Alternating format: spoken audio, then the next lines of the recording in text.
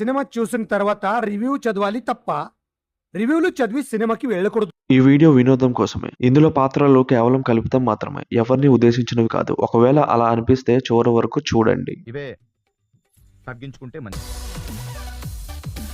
నమస్తే మామ, ఇప్పుడే తలుపు తీసుకుని 2 కప్పు టీతో వచ్చా. Sir entry with 2 coffee cups. ఈ ఆఫీసర్ లంచం తీసుకున్నారు. ఎలా ఉన్నావు? బాగా ఖాళీగా ఉన్నాను అబ్బా. మీరు ఉద్యోగం చూడండి, 6 నెలల తర్వాత మీరు మీ సీట్లో ఉంటారు, నేను ఉంటాను. ఏదో 90s లో ఇట్టిన సినిమాకి సీక్వెల్ చేస్తున్నాం అన్నారే, అది బాగా లేట్ అయ్యేలా ఉంది అబ్బా. ఈ గ్యాప్ లో బాగా ఎక్సైట్మెంట్ ఫీల్ అవుతుంది. మనవీర్ సింగ్ తో అపరిచితుడు రీమేక్ చేసేనా? అది నా సర్ప్రైజ్. పోనీ నా ఫ్రెండ్ ఒక స్క్రిప్ట్ ఇచ్చాడు, దానికి కెలుకుదామా? నువ్వు కెలుకుదాం అన్నావంటే ఈ సినిమా ఖచ్చితంగా బ్లాక్ బస్టర్. నేనే ప్రొడ్యూస్ చేస్తాను.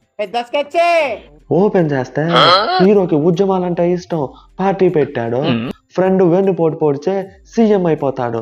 అది దా ట్విస్ట్. ఏం స్టోరీ లేదు మావా, మంచి political content. 3 hours cinema plan చేసేద్దాం, స్క్రీన్ ప్లే రెడీ చేసాయి. 3 hours ఏంది నీ పాసుగాల, జస్ట్ 20 నిమిషాలు. ఇది ఫ్లాష్ బ్యాక్ మాత్రమే. ఫ్లాష్ బ్యాక్ ఈ రేంజ్ లో ఉందంటే సినిమా ఇంకా ఏ రేంజ్ లో ఉంటుందో. ప్రెసెంట్ వాళ్ళ కొడుకుల మధ్య వార్ జరిగింది, పొలిటికల్ వారు. రివెంజ్ స్టోరీయా? హీరో కూడా పొలిటీషియన్ అయితే బాగోదు, అంతా చాలా రొటీన్ గా ఉంటది. ఏం చేద్దామంటావు మరి? పోనీ స్టూడెంట్ పొలిటికల్ వార్ అంటే టీరిడి, అందుకే అలా వద్దు.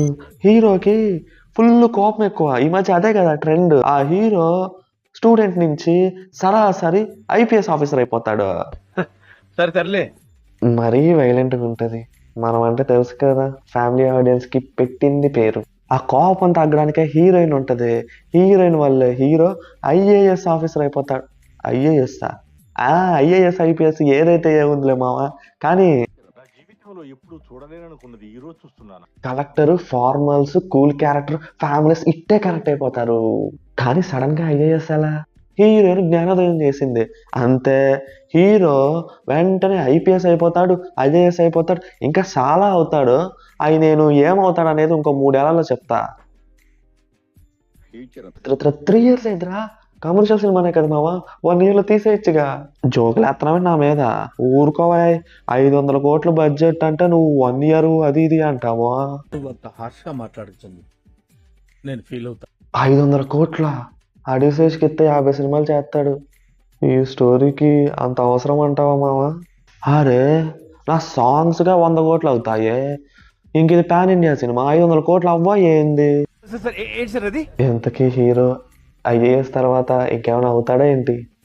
డాక్టర్, లేకపోతే ఎలక్షన్ కమిషనర్, పోనీ గవర్నర్, లేదు అంటే డైరెక్ట్ సీఎం బాగుంటుంది. సీఎం చాలా బాగుంటుంది.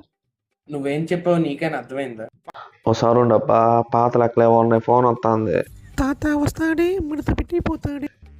ఏదే సినిమా షూటింగ్ మొదలు పెట్టేయాలనా? అయితే ఈసారి 2వ పార్ట్ 3వ పార్ట్ 2 ఒకేసారి తీసి పారదొప్పుదాం. స్టోరీ సెకండ్ పార్ట్గా లేదు సార్, సరిగ్గా సెకండ్ పార్ట్లో స్టోరీ లేకపోతాయే, 3rd పార్ట్ తీసేద్దాం, 4th పార్ట్ తీసేద్దాం. జనాలు చూడరా ఏంది? ఈసారి బడ్జెట్ మాత్రం 1000 కోట్లు పెట్టాల్సిందేనబ్బా, తగ్గేదే లేదు. ఫైనల్గా ఇది నా ఒపీనియన్ మాత్రమే. It's not a review, it's purely my personal opinion. Cinema అయితే జస్ట్ ఓకేష్, థియేటర్లో బ్లైండ్గా వెళ్ళిపోయి ఎంజాయ్ చేసే సినిమా. ఇది ఎందుకు, ఎలా, ఎప్పుడు, ఎందుకు ఇలా జరుగుతుంది అనే క్వశ్చన్ మార్క్స్ లేకుండా చూడండి, అప్పుడే సినిమా ఎంజాయ్ చేస్తారు. మీకు ఒక్కొక్క క్వశ్చన్ మార్క్ పడతా ఉంటే బుర్ర వేడెక్కిపోయిద్ది. సో ఆలోచించకండి. సినిమా అనేది ఒక మ్యాజిక్, ఆ మ్యాజిక్కి మనం ముగ్ధులు అవ్వాల్సింది. స్టార్ట్ టు ఎండ్ అస్సలు బోర్ కొట్టదు.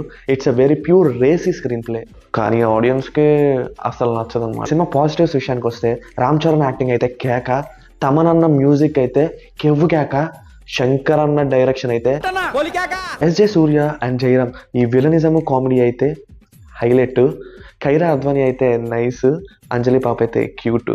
అంజలి అంటే ఒక మాట గుర్తొచ్చింది, ఓల్డ్ గెటప్ కూడా ఉంది ఈ సినిమాలో. మరీ అంత వైల్డ్గా అయితే లేదండి, పర్లేదు, బాగానే ఉంది. బెస్ట్ పార్ట్ ఏంటంటే దీనిలో అక్కడ క్రింజ్ సీన్స్ అయితే లేవు.